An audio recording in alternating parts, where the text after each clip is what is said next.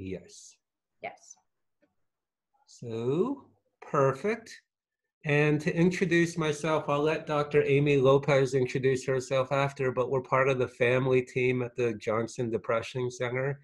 And again, trying to do our part to support families and everyone dealing at this really difficult time. So hopefully the information you get tonight you find beneficial. And we're going to jump in. And just to let you know the format one last time, it's going to be I'm going to present in the beginning, then going to pass it over to my colleague and she'll present. And then we'll leave it open to a little bit of written Q&A. And after the written Q&A, we're going to talk about the importance of connection to help and how important that is to mental health.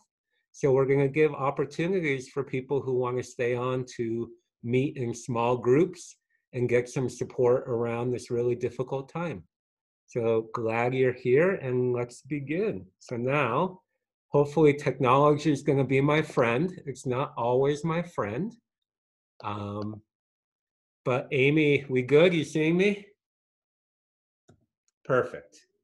So whenever I think about crafting a presentation, I really think about I need a good acronym because in the world of education, and I come from a military background as well, if it's not an acronym, it ain't gonna stick and it's not real. So again, I do a lot of work around anxiety and that's the viewpoint I'm gonna present. So the acronym I'm gonna talk to you tonight is about smart brain parenting and managing COVID. And each of these parts is an acronym that we're going to go through and cover tonight. And the first part is the idea of starting with the proper mindsets. I'm going to talk about some mindsets that might be helpful during this tough time, to talk about how you can be a model for what you're preaching. And then we're going to talk about anxiety, both what I'm seeing and I'm talking to people right now with COVID, what's happening, as well as some tools that might help and some parenting pitfalls, that we just know about anxiety. And then jump into how do I tell if my kid's doing all right or not? So what are some of those warning signs? And the idea that we're going to talk about is this idea that we need help and support during this time. So we're going to recruit some people to our own army and then taught how to talk about COVID and the need to with your child at an appropriate developmental level. So with that in mind, it's an ambitious agenda, but we're going to jump right in. And the idea of these are some of the mindsets I want to help you start inculcating with.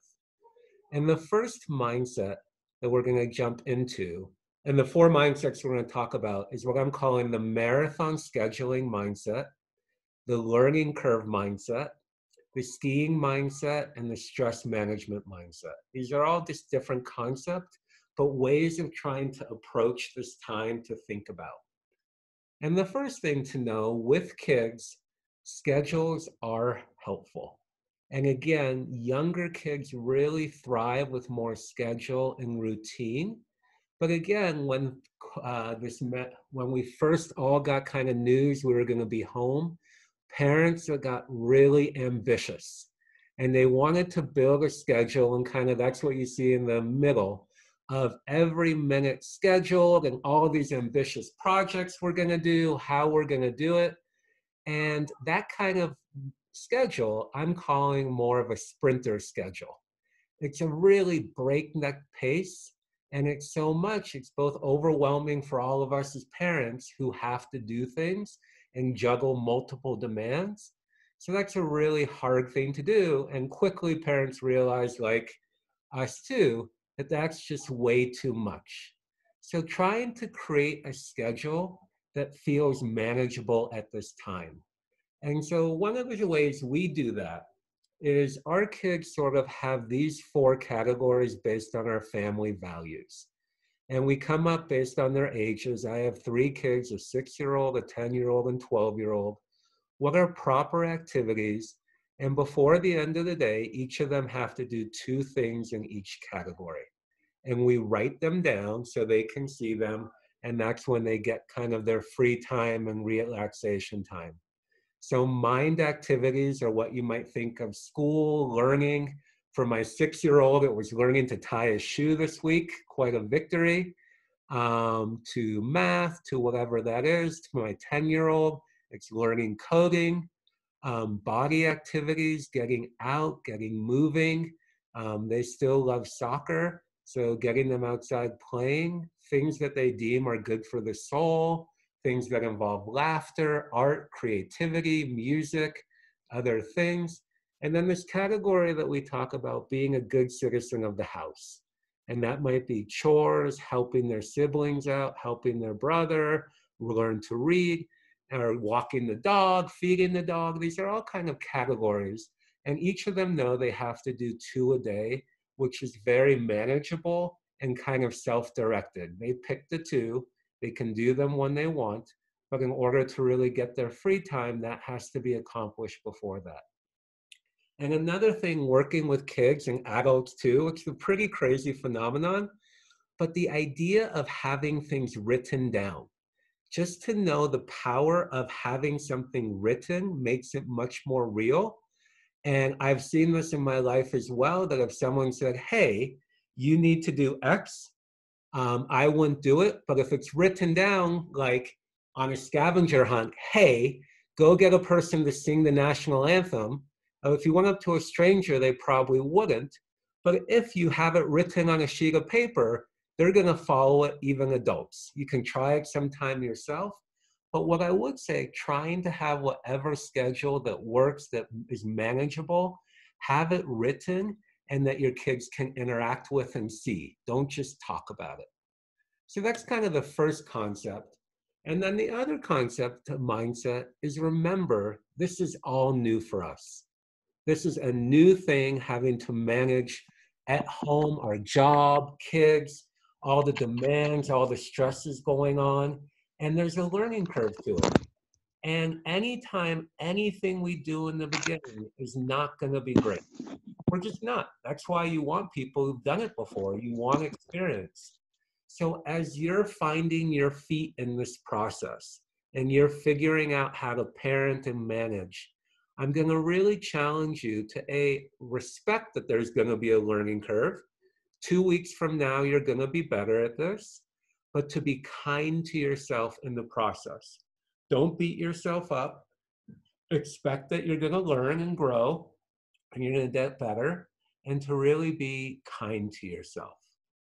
The next mindset is, this is really important when it comes to anxiety and all sorts of things. And I'm experiencing this too. I'm spending much more time with my kids now that I'm home in this process. And you're going to start seeing skills that they have, and you're going to see skills that they don't have. And what I mean by the skiing mindset is, before, we all live in Colorado. Before I'm going to put my kid on a mountain, I want to make sure they have certain skills. Like, I want them to be able to stop. I want them to be able to get up and turn. But then once they do, I want to start getting them on the mountain and pushing them. So for example, as you're watching your kid and you keep seeing them melting down, if they don't have the skills to manage a meltdown, the first thing you want to do is slow down and recognize, hey, they don't have this skill. You want to figure out yourself. That's the beauty of today with the internet. You can read, you can grow, you can ask people like us, how do I help my kid develop this skill? You teach it to them, but once they have it, then you got to get them practicing. And once they really have it, then you want to keep growing on the mountain. So the first idea is really start looking at your kids. What skills do they got that they can maximize, and where might they need some work? Is their organization a problem? Is their emotion regulation a problem? Do they know how to deal with their anxiety? And if they don't keep putting them on the mountain before you get them the skills to do so. But once they have the skills, then it's your job to keep pushing them and getting them up and more the mountain. And then the other part of skiing, all of us want our kids to ski eventually, because hopefully it's fun. And again, as this is such a stressful time, and I think Amy's going to talk more about it, but trying to balance some of the stuff by having some fun and trying to have some play in this process as well. So that's the third mindset. And the last mindset that I want to kind of talk about is this is a stressful time. I mean, I just put on the slide just some of the things we're dealing with right now.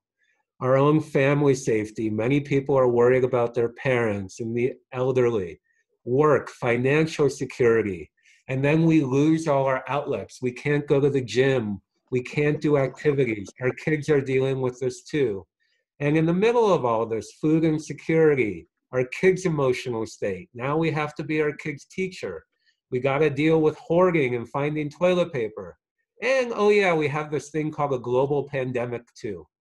And so, one of the things to start thinking about is think of stress like water in a dam.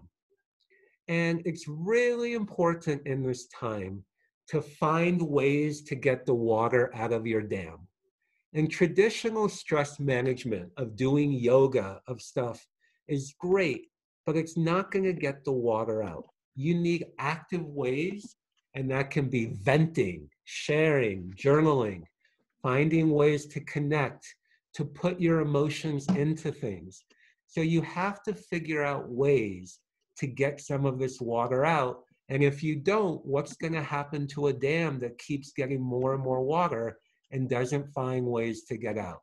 So we all have to find at this time that it's really important to get the water out. So that leads us into, after all those mindsets, to think about, I love this quote, as parents, we guide by our unspoken example. It is only when we're talking to them that our kids aren't listening. So it's really important that your kids see you modeling what you want them to do. So for example, if you say, don't be on your phone, don't watch movies, we want you doing painting or other things, but then you're on your phone relaxing, how is that sending the message of what's really important and valuing? So kind of being mindful of how you're modeling what you're doing during this pandemic.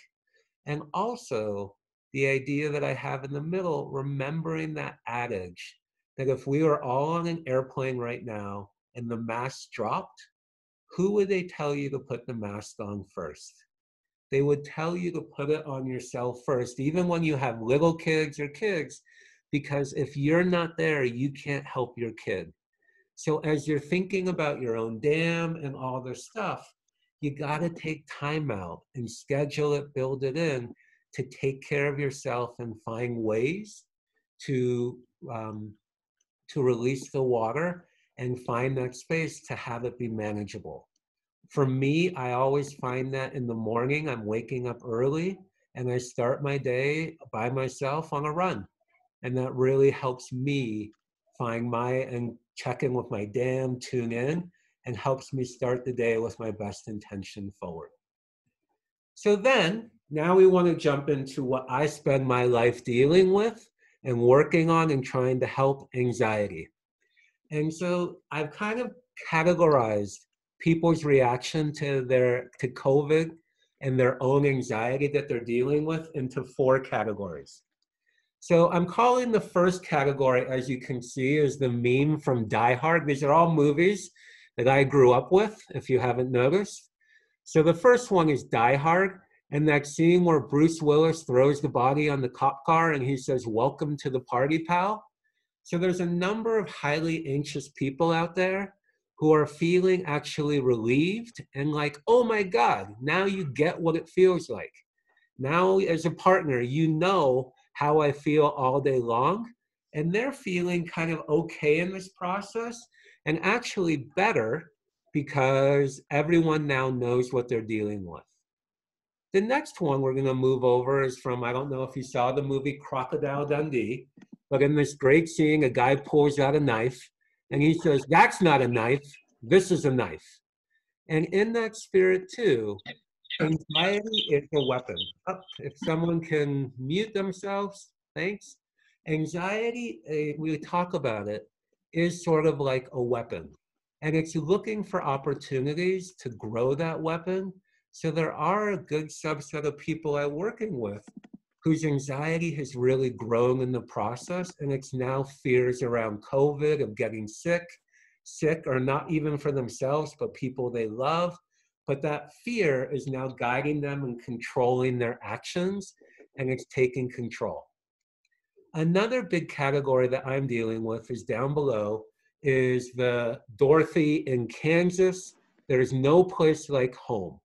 So there's a number of people, and especially kids, who so much of their anxiety is about being in school, giving presentations, giving talks. Oh, if someone can mute, thank you. Giving presentations, giving talks, being social. That being home has actually completely taken away their anxiety. And parents are super happy. They're like, phew, I got my kid back. Everyone's happy and anxiety's gone way down. But they're the most dangerous category in my book because they're going to have to leave the house eventually. And now they've spent a lot of time not having to practice or deal with being out on the road. And that's going to be a problem. And then most of the people I'm working with, despise what kind of category of movie they are, most of the people, I haven't heard anyone who's not worried about someone in their family, a loved one who's older and how they're doing and worried about whether they're sheltering in place or not. And they're spending a lot of their anxious energy on that. So what we want to do with anxiety, just to know, is I developed a model, but it boils down to some core concepts. And it's called learning to face your fears. We're not going to do a deep dive. That can be another talk. And feel free to look on our website for a deeper dive on that talk.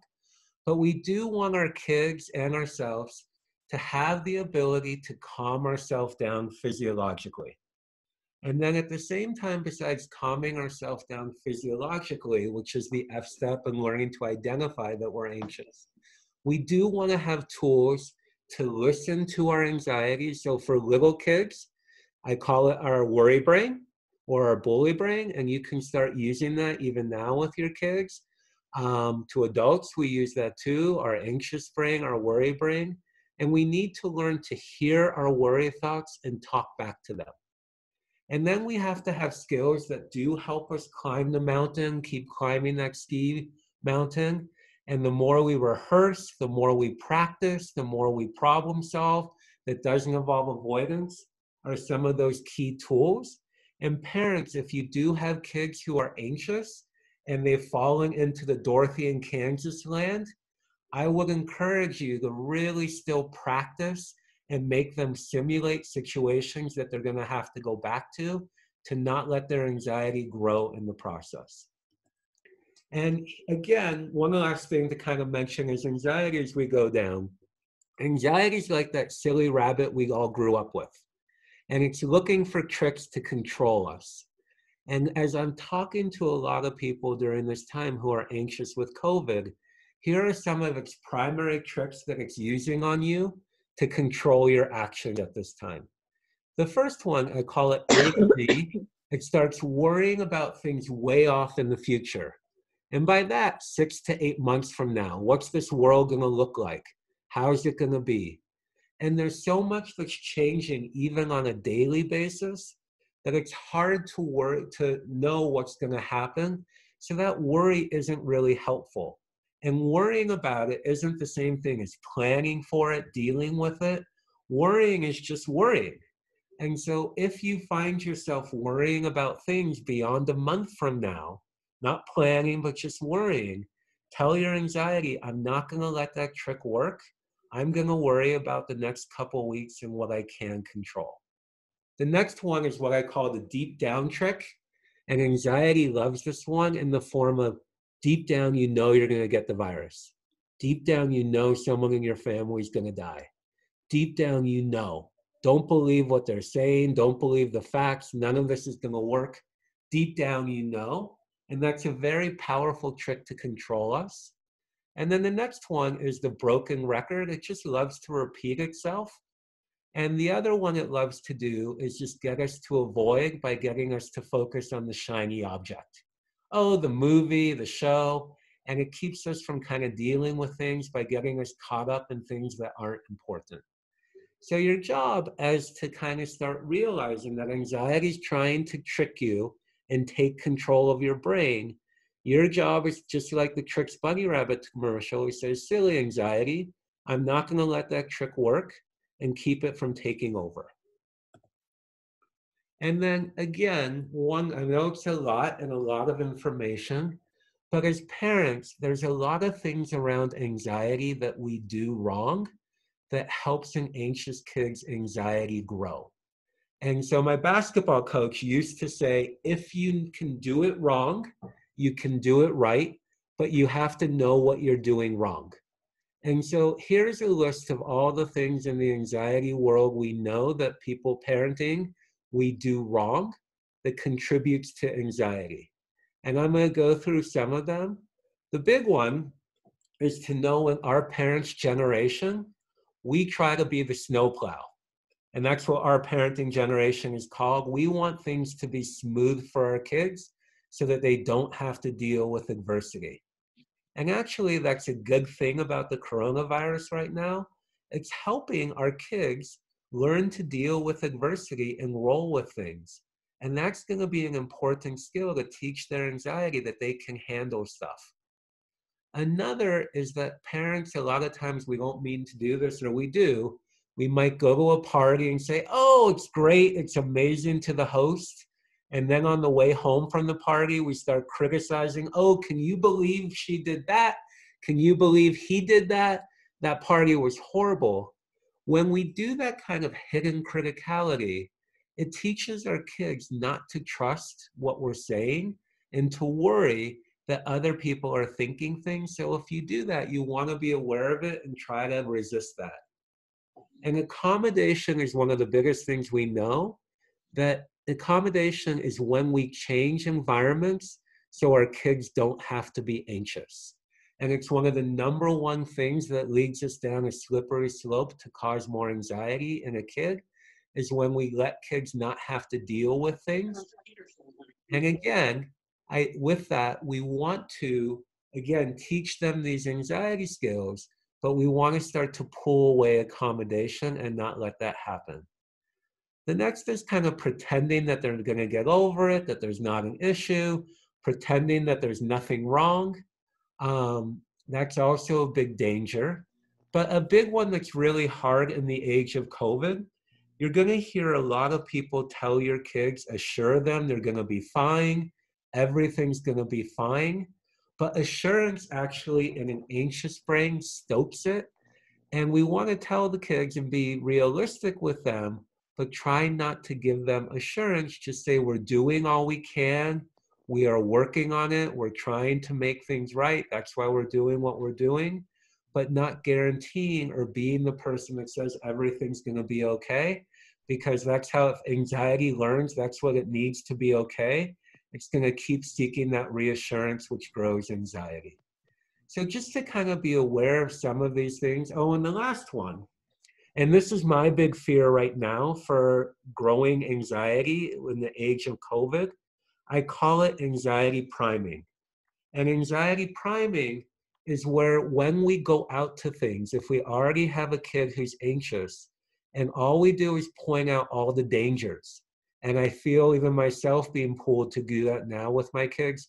Oh, stay away from that person. Did you wash your hands? Don't touch the doorknob. All these things that are true, but we need to balance that with not only what's wrong and what can go wrong, but with what fun they can have. What good will happen today? What fun did they have when they went outside? And not just stoking all the things to be anxious about. And that's part of what the news media is doing too, and to be aware as parents of your own tolerance level of how much you can take, because the news is just priming your anxious brain. So moving through, another area is now, how do I recognize the signs in myself or my kids that I'm not coping well in this crisis? And the big things on the right are some of the things you should start to look for.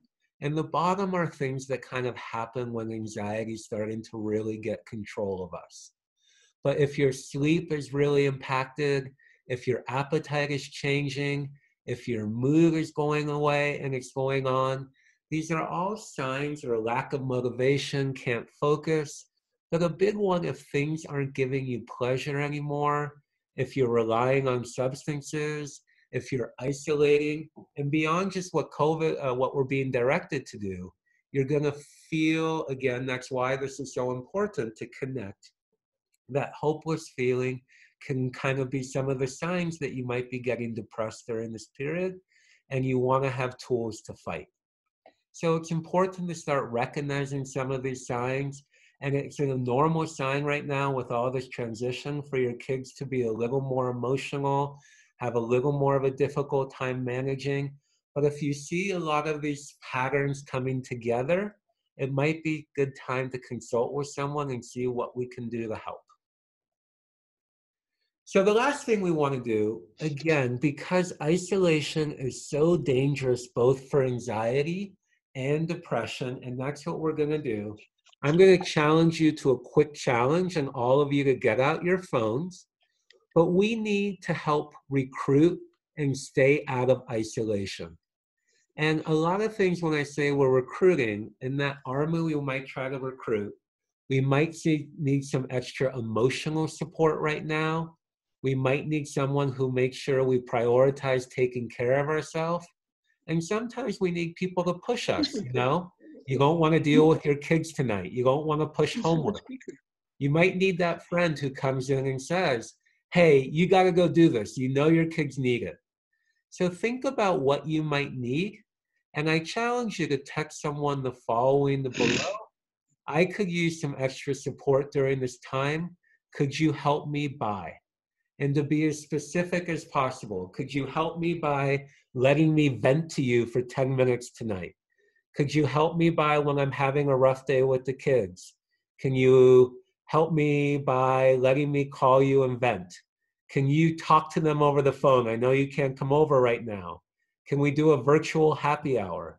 Whatever it might be, but try to think of something that could, when you turn into your own dam and soul, what you might need, and think about who you could ask to gain some support and not let yourself get so isolated. Home stretch, folks. This is the last one. And this is the last one I'm going to say about smart brain parenting with COVID, is first we want to talk with our kids. And the first picture you're going to see is Voldemort. And again, from Harry Potter, this character was something everyone was scared of, and they would call him he who must not be named. And the problem with that, Harry and Dumbledore knew that if we call him he who must not be named, we're actually giving him more power. And what we have to do is call him by his name, because that's how we defeat him. And we need our army to do so, which is what I challenged you just to do. But we want to talk to our kids about COVID.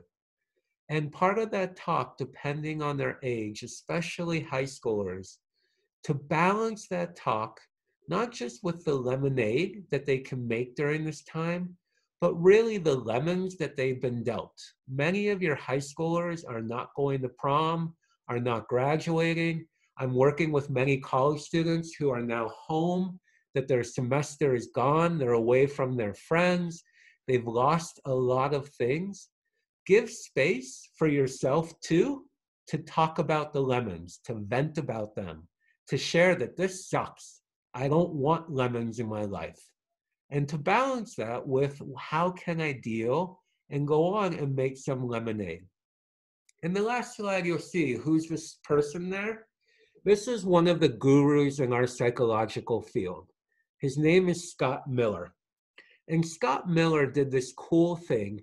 He looked at all the psychologists in the world, and he looked for people who consistently did a standard deviation above on any score of a good therapist, either outcome measures, satisfaction. And he looked at what do these people that he called super shrinks do. And what super shrinks do, what he consistently finds, no matter what, even if they weren't trained to do this, they learn to talk to their clients and who they work with about how it's going. They're willing to take feedback and to reassess based on that feedback. And so one of the things I'd also encourage you to talk to your kids about, besides just COVID, is how's this going for them? I literally today, based on this, asked my kids, how are we doing? Give us a grade. What's going well? What do you like? What don't you like? What can we tweak? And to take that information and try to co-create and continue to grow and build. And so my son gave us a B minus because he says he doesn't get enough free time. And my daughter said she gave us an A because she likes that we have lots of activities. And my other son just said poo poo. So that's a 5-year-old for you because that's his joke. So just to kind of keep that in mind, and you'll see we're going to attach a slide, not going to go through it at all, but to remember that all kids are at different ages and have different cognitive capabilities. And you want to meet them where they're at. And so we'll print out and we'll have different ways to talk to them, different things to be saying, how to talk to them differently. And I heard a very cool one today when I listened to Dave Matthews talk that I think is great for the concrete operational stage. When he talked about COVID to kids, or talking about it, he said, imagine you had 100 M&Ms and you knew 80 of them were good, but if you ate the M&M out of the 100 M&Ms, 80 of them were good, 16 of them would get you sick, and 4 of them would kill you. And he said, if you knew that, would you eat any of the M&Ms? And that's kind of what we're dealing with COVID. Again, 16% of people who get it are going to get seriously ill from it, and 4% are going to die. And so to remember that 80% of people are going to be fine and get well, but that's why we're social distancing, because why accept those odds? Why eat an M&M if you don't have to, given those odds? So just an interesting way, more concrete, more detail-oriented that we might want to talk to our kids. So again, I went fast, but I know I went a little through. I'm going to turn it over to my colleague at this time. And knowing when to refer, that's the last thing. If things are getting worse, if you're noticing those signs, if you're seeing any safety issues, and we're happy to be part of your team, and you all have my email about what to do and how to get support, anyone here, we want to support you during this time. That's part of our own mission as the family team. We can't maybe see everyone, but we definitely want to help with resources or anything we can do. So now, without further ado, I'm going to stop my share and hand it over to my colleague.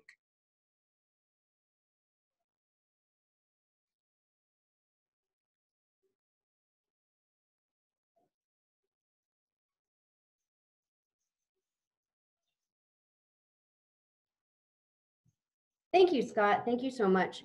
Everybody can hear me okay? We're good? All right. So I'm going to take this in a slightly different direction. That Scott talked a lot about anxiety and kind of managing anxiety. I'm going to talk in general about parenting. Okay. So one of the things I want to acknowledge is that parenting is already super hard. It is already a super hard thing. And now we've been dealt extra. So one of the things I want to start with is last year, the New York Times put out an article called The Relentlessness of Modern Parenting. And if you haven't seen it, it's a great article that talks about, again, that the bar for parenting just keeps getting set higher and higher and higher and higher. And in fact, we know one of the statistics that was really interesting to me is that working parents actually spend more hands-on time, more time with their kids in direct care than a stay-at-home mom did in the 70s. And so we're trying to do all of these things. Our kids are in multiple activities. We have to live with social media and making sure everything looks delightful. And we struggle with work-life balance. More parents are working. And really the question is, how in the heck do we do it all? And, oops, let me stop sharing for a second here. Let me figure out what's happening with my slides really quick.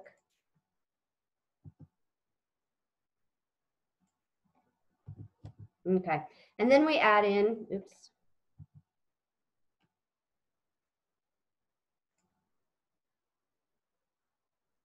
Sorry about that, a little bit of a technical difficulty here.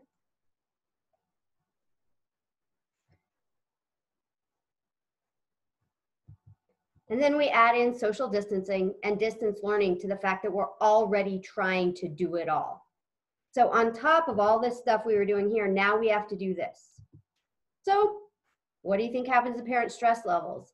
I think this past week across the country, parental stress levels, when we heard that kids were going to be coming home and that our bosses were also saying, guess what, you'll be working from home too.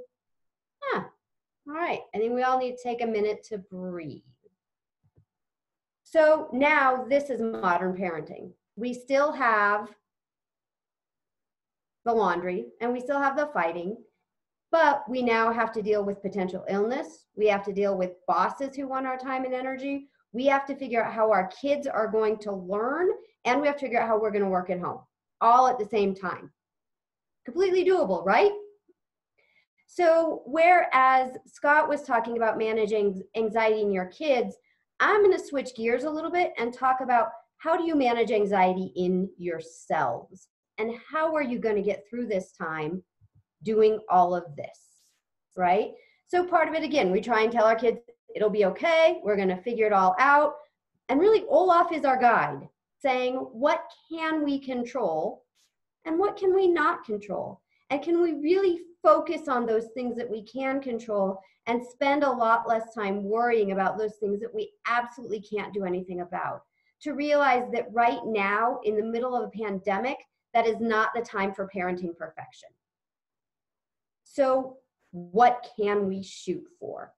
What can we control? What actually does matter in this point in time? When we think about, again, one of the goals of kids, especially if those of you in DPS, will all be moving to online learning after our theoretical spring break, is are their homework all going to get done? Probably not. Are they going to fight you about doing it? Probably. Are you going to have to argue with them every day about what got done and what doesn't get done and why it's boring and why they don't want to do it? Probably. A year from now, will any of that matter? Probably not.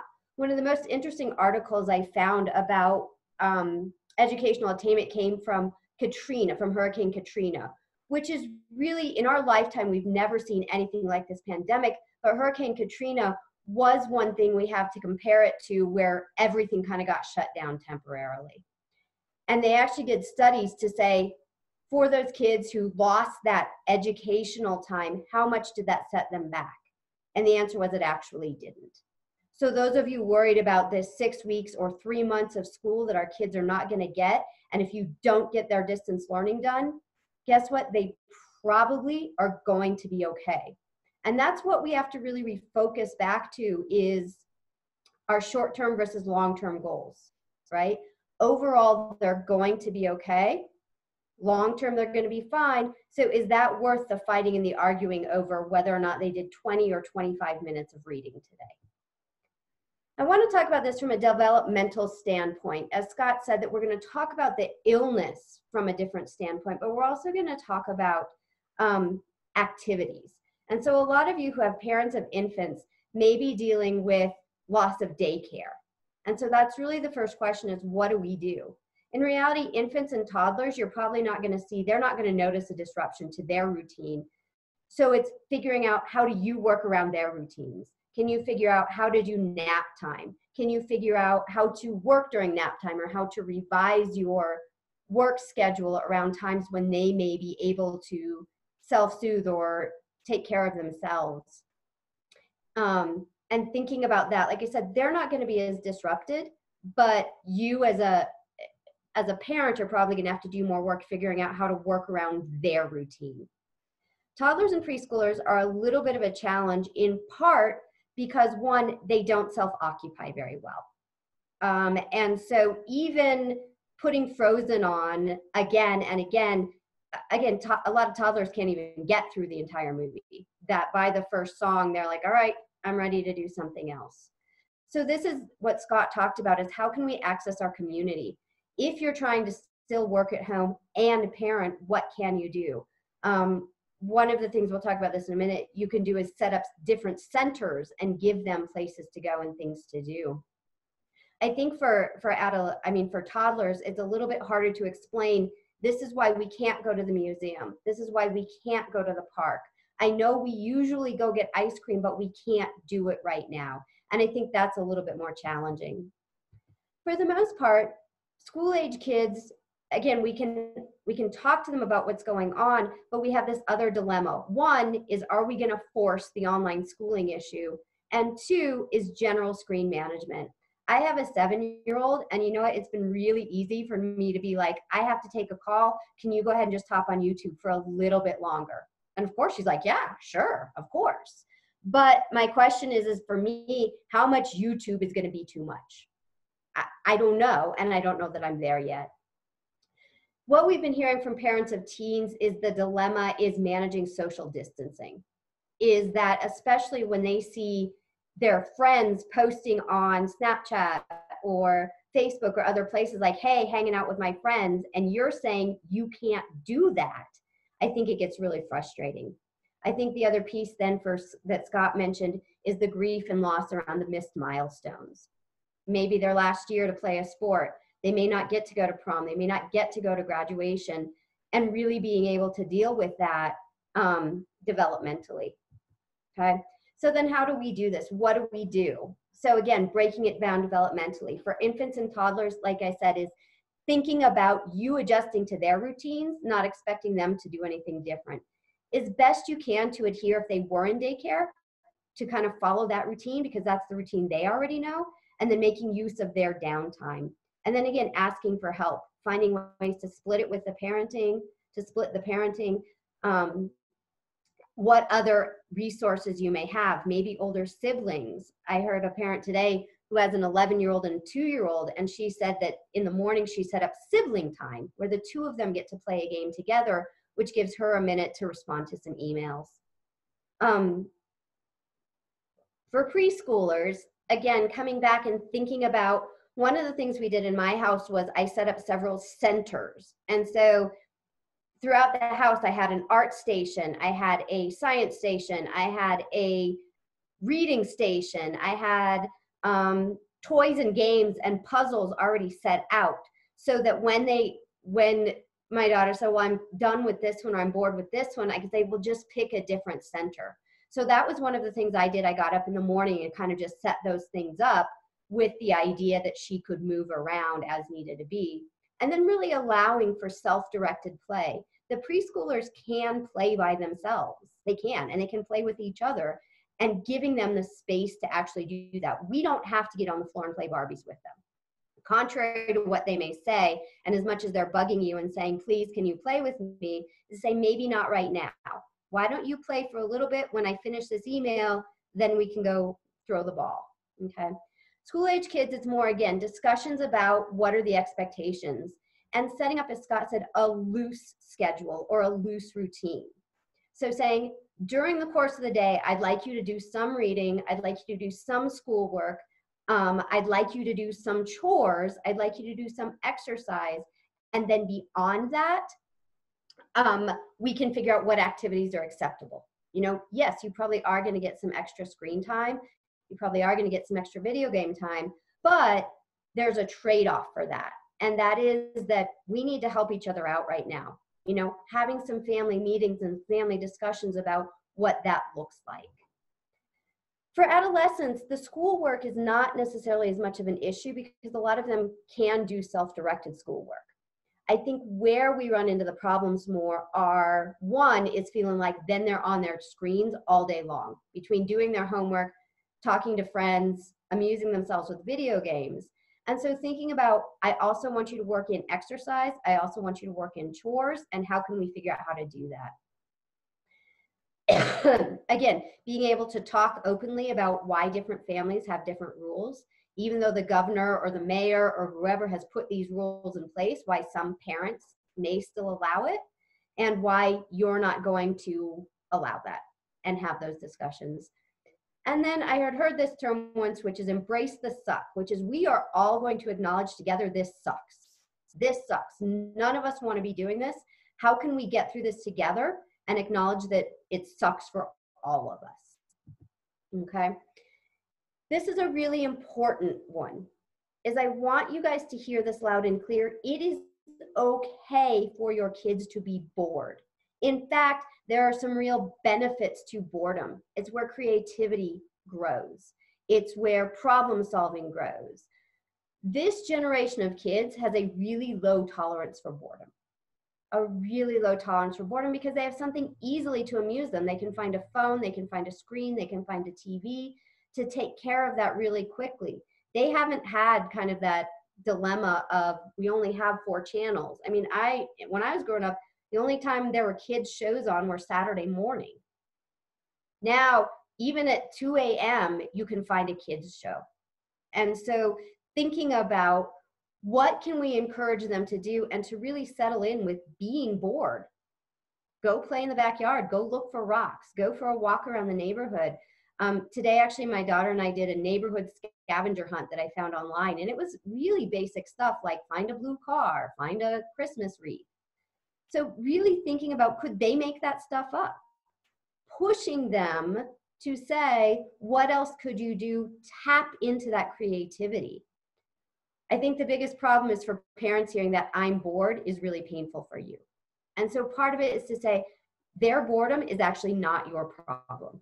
I'm guessing most of your kids have access to books and art supplies and toys and games, and to say, how can you access those? Go see what's in your bedroom, see what you can figure out. But again, I want you to know boredom is not a bad thing. It might really allow for a lot of creativity. And so to encourage that boredom and to say, I get you're bored, find something to do. One of the dilemmas that I hear quite often is, well, I want to make sure my kids are happy. You know, when Scott talked about one of the roles of parents is we want to make sure that our kids are always doing well. Well, here's the good news is actually 90% of kids report that they already are happy, all or most of the time. Even now. Now, again, we have some age variation that school age kids are more likely to be happy than our adolescents. But for the most part, our kids are doing better than I think we think they are. So giving them kind of the benefit of the doubt that they're going to be resilient, they're going to be okay. And then ways to support them with that. Be accepting of emotions, encourage creativity. We're going to talk about expectations more in depth. And then the other thing is to have fun. Encourage them to have fun and to have fun together. That's one of the key components to get through this is that, yes, it sucks, but there are some silver linings is that we can play a board game. When have we ever had time to sit down as a family and play a board game together? So really thinking about that. The other place that parents may have to push a little bit back is with their workplace. You guys remember this video from a couple years back? He was giving a talk to the BBC and his daughter bursts in the middle of his talk. And I'm guessing a lot of our kids are on Zoom videos right now. Or at least you hear them in the background or something of the sort. And so to be honest with your boss of, you know what, I'm probably not going to be as productive. My kids are at home. My kids are at home. And not only are they at home, I am also trying to teach them. So I am trying to be a teacher and a cook and a referee while I'm also still trying to do business as usual. And so coming back to say, is there a place for you to have some grace for yourself that this is not business as usual? And grace for others. I was talking with a parent today who said she was working with her kid and she got an email from her boss saying, can we talk right now? And I said, well, did you tell him no? And she said, no. And I said, well, maybe you can do that. And again, to recognize this is not normal. Nothing about this situation is normal. We have no guidelines for how we're supposed to do this. And so there probably is a place for you to push back with your workplace a little bit of saying, look, here's what I can do. Here's what I can't do. And at some point, we will get back to business as usual, but it's probably not right now. So here's kind of a worksheet or things for you to think about, really about managing expectations. So my area of study is actually happiness. And one question people ask me all the time is say, what's one simple thing I can do to be happier? And I say, lower your expectations. And there's some truth to that, is to say, one, are we working way harder than we need to? Are we expecting, again, that we are going to get our kids to do all of their homework? I'll be honest with you, at my house, we're on page 2 of the homework packet. That's all we've gotten, just because, again, it's managing expectations of what we can do and what we can't do. The other thing that's interesting from some of my happiness studies is that a lot of time our expectations are inaccurate. That we think the teachers are going to be really mad if the kids don't get their packets done. Well, probably not. We think our boss is going to be really upset if we don't get that report in at 4 o'clock when we've been trying to wrangle kids all day. You know what? Probably not. And so really thinking about, what are the expectations? What am I putting on myself that I actually don't need to?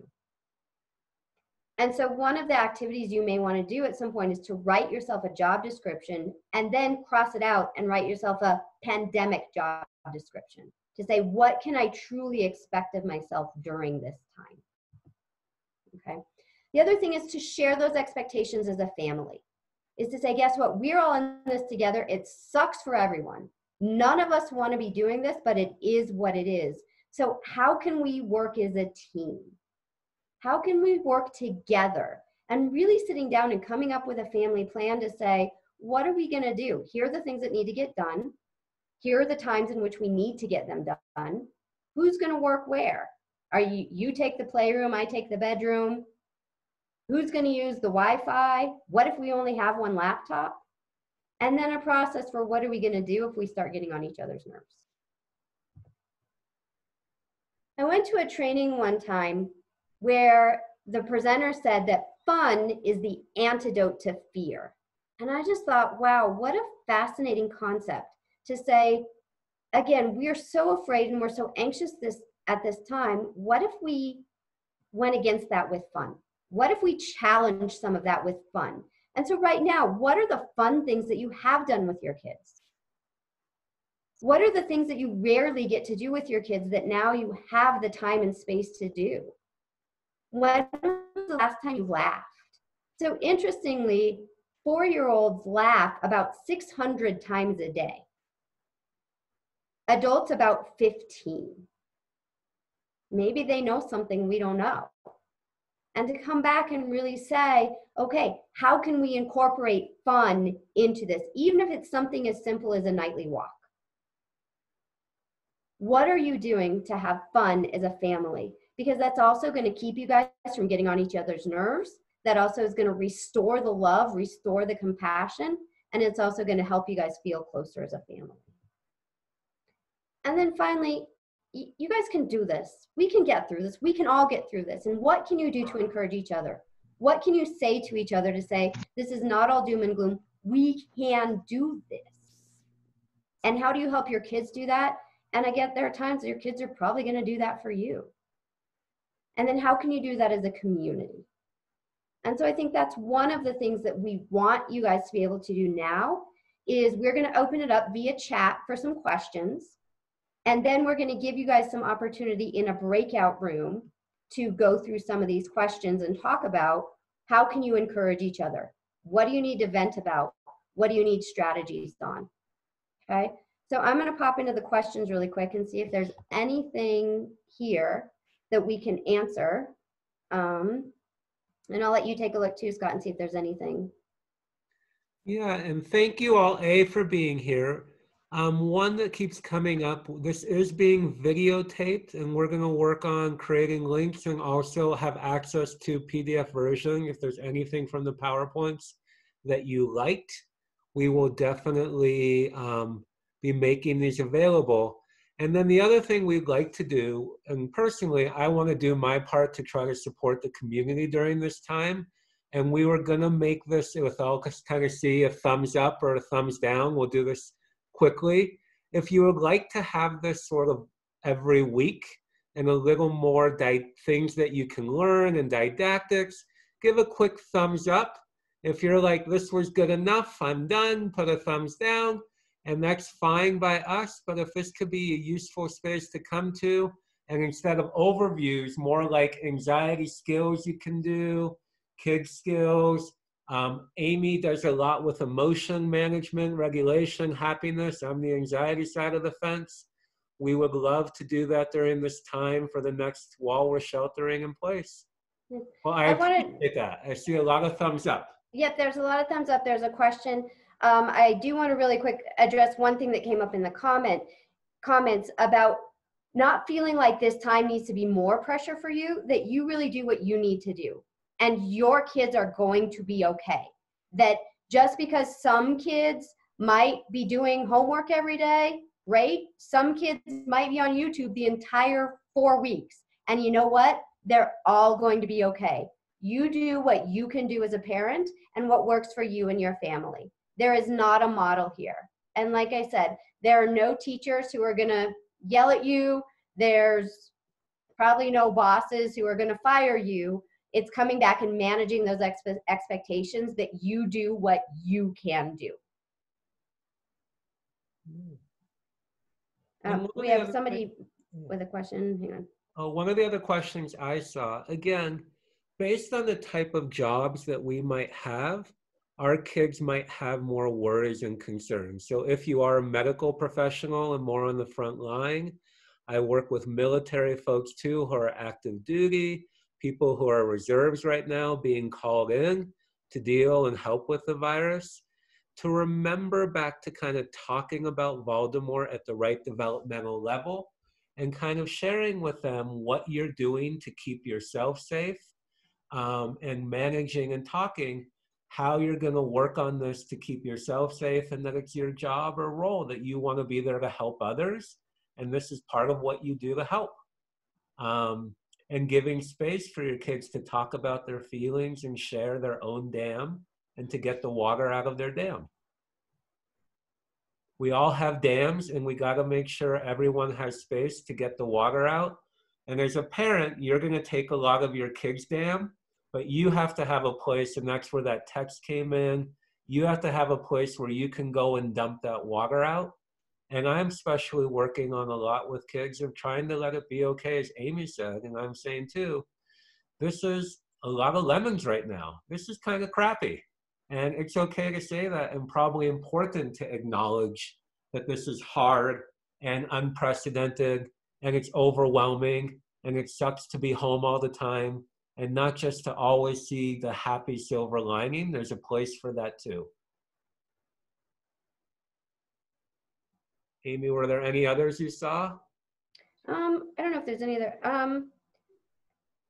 So a couple of questions just about, and again, maybe we can address in future, is one is, what if you don't have resources? What if you're single parenting? What if you don't have anybody to help with that?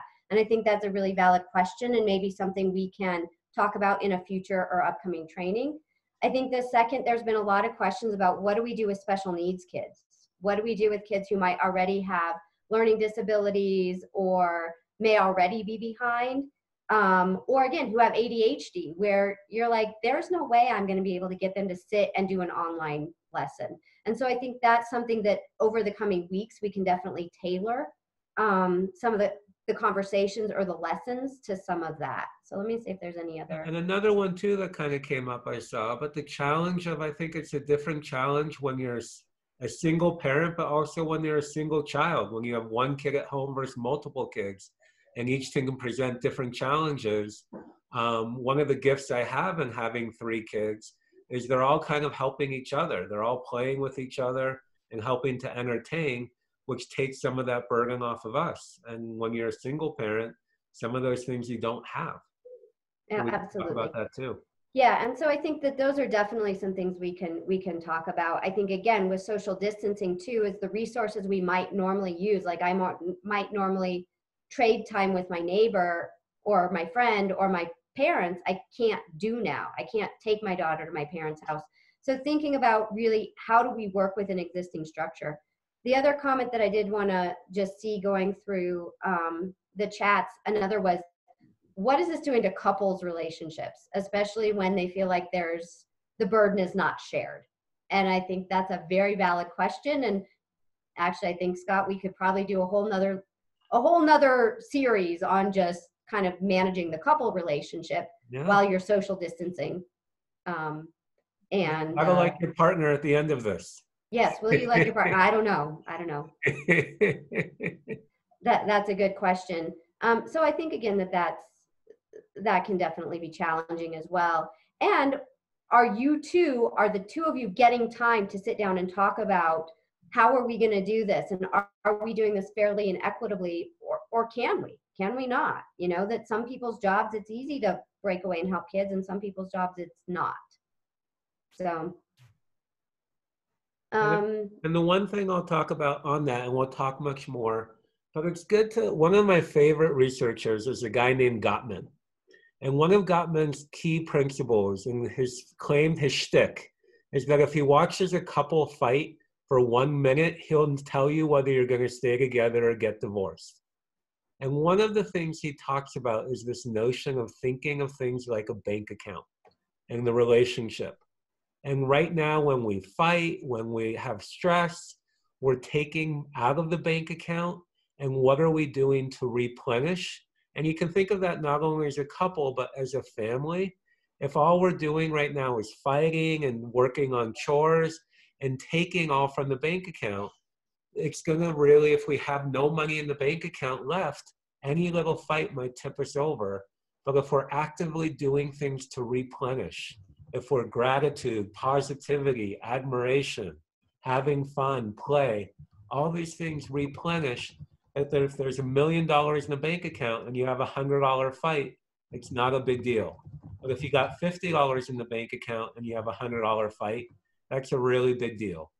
So one of the things to think about, if I see a number of you with your partner in crime with you right next to you, to think about what are we doing to try to put some money in our bank account, both our couple bank account and our family bank account, to help us manage and withdraw during this time where there will be some withdrawals. Yeah. So what we want to try, and again, in the era of Zoom, we have this opportunity, and they're called breakout rooms. If you're not interested in joining a breakout room, now would be the time to dip out. But we're going to send you off into rooms of groups of 3 or 4 with random strangers. And the goal is to vent, to share, to connect, to meet a stranger, to have a serendipitous moment where you're alone and get to get some of this water out of your dam, to talk and find some new people. And we're going to send you out there and random, the computer is going to decide who goes where. We'll do groups of 4, so you don't feel like you have to be the only one. But just then unmute, talk, share, and we'll do that for about 7 minutes and bring you back. And hopefully it was a nice thing to kind of meet some new families, to connect, and just, again, I encourage you to vent for a minute, to share some of that hard stuff, to let it out and not just hold on to it. And if there's any things that really reflected or sat with you, go for it and talk about that too. But connect and meet a stranger, and who knows, that can be part of the silver lining of all this. You made a new friend in this process. You found a new member of your own army.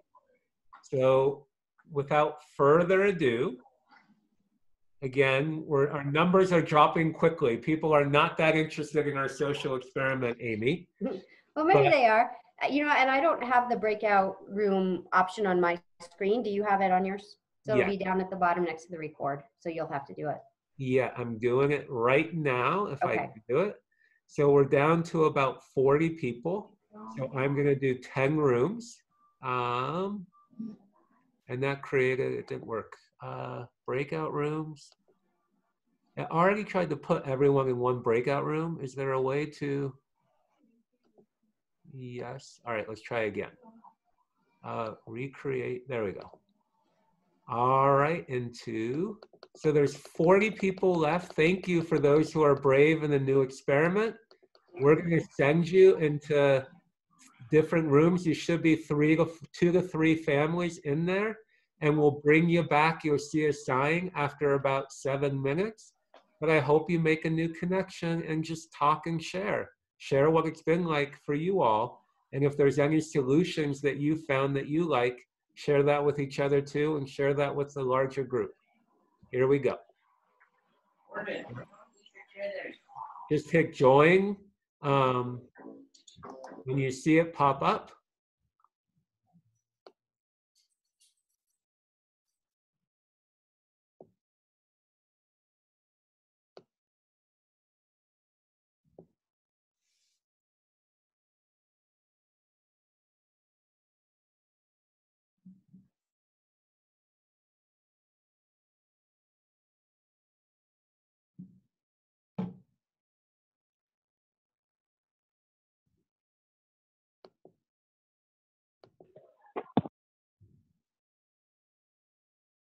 People are dropping.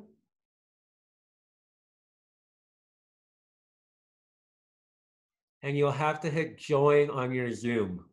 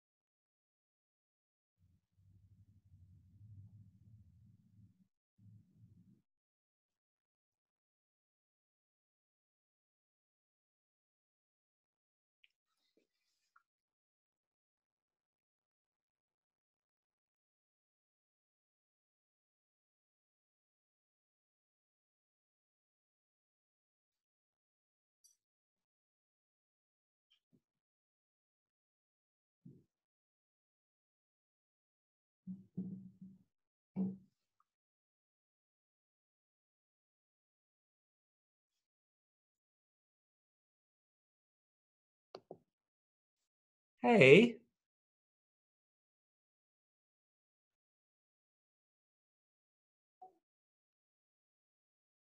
Did you up? Hello?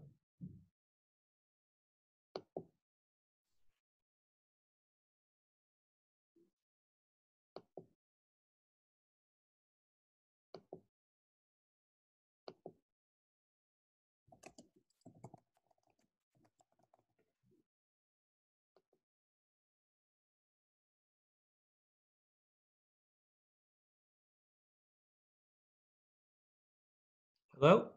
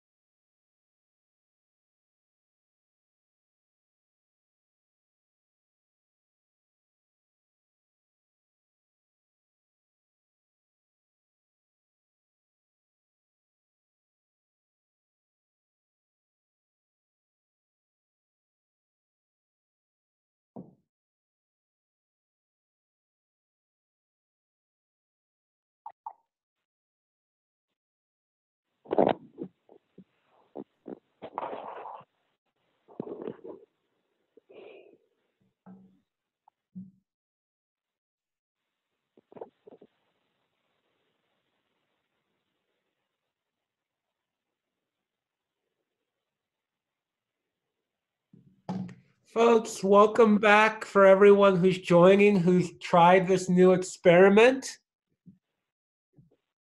Hopefully you're able to do just some of that. And that was one thing I wanted to share. If you want to just share out loud, we presented some of our own strategies, things to think about. If there's any final strategies that you found that you thought were helpful, at the time, feel free to send them out to us, and we'll share them in the last moments. But based on feedback, we will be here. We'll send out, go to the Depression Center website, and we'll send out, there'll be a new Zoom room every week. Or Amy, can we keep the same room? I think so. I think we can keep the same link. So we can talk to Brittany about that, about how to do that. So we'll keep the same link to make it easy, but you will find us. We'll close it in between, hopefully. But every week at 8 o'clock on Thursday, we will open it up, and just to support each other through this unprecedented time. And the last thing I love to do to know that learning has occurred, that I'm going to ask, I call it the stoplight metaphor. And the stoplight, as I go like this, is based on today. You can reflect for yourself, either from what Amy and I said, one thing you might stop doing at this time based on our conversation. Maybe I'm going to stop beating myself up. Maybe I'm going to stop expecting so much out of myself. Maybe I'm going to recognize I'm going to stop trying to put my kid on a mountain when they don't know how to ski. Think about one thing you might stop doing. That's a red light. One yellow light is something you might keep doing. Pat yourself on the back. It's nice to hear from other people. I'm doing what's good and I feel good about. And one kind of green light, something you might start doing based on today. Even I learned from Amy there before, but for my 6-year-old, I think we're going to start to create some centers around the house. So if you wouldn't mind either typing in either a red light, a yellow light, or a green light as we wrap up in the final minutes, just to say goodbye. Yeah. And just one note is that with the breakout rooms, next week we'll definitely get more time. We'll give you, I think today was just kind of a check-in and we didn't leave as much time as we wanted here at the end. So I think that's one of the plans for next week, is to give more time for community to interact. Yes. So last thing before we kick everyone out, go to bed, take care of yourself. But if you wouldn't mind sharing a red, yellow, or green, so we know that we did. And our website that just popped up, it's the hell, you can just type in Depression Center Colorado. You'll find it, but we're the Helen and Arthur E. Johnson Depression Center. And we're on the Anschutz campus and affiliated with the Department of Psychology. And Amy just put it out there. And you can find the link. There we go, coloradodepressioncenter.org. And it will take us a while to get the video posted and the slides posted, but by early next week, we should have something available.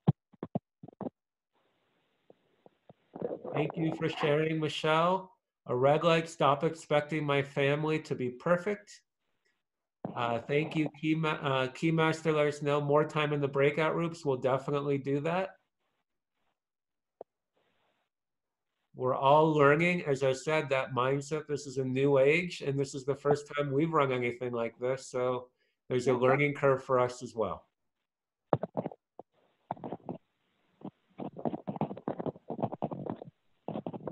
So thank you, Michelle. Yellow, slow down and break up the day. More play is a green. You all green, a visual schedule. Yes, it's a great tool. If it's written down, it becomes law. When you talk about it, it's not so law. And I don't know why that works in the human brain, but it really does. And when I organize scavenger hunts for friends, people will do the darndest things if they see it on paper as part of a scavenger hunt. So if you want to have some fun, try it sometime. There's a suggestion that we change this to the name of this to wine night. I am all on board with that. Scott and I actually talked about that as a name. So that can be our informal name for sure. stop comparing myself, as someone said, as a red light, more hugs and kisses with my husband. You all have been wonderful. Thank you. And again, we'll see you all next week and we'll have some new material. We'll do some breakout rooms and just keep everyone connected and safe during this time. Good luck out there. Thanks to all of you guys. You can do it.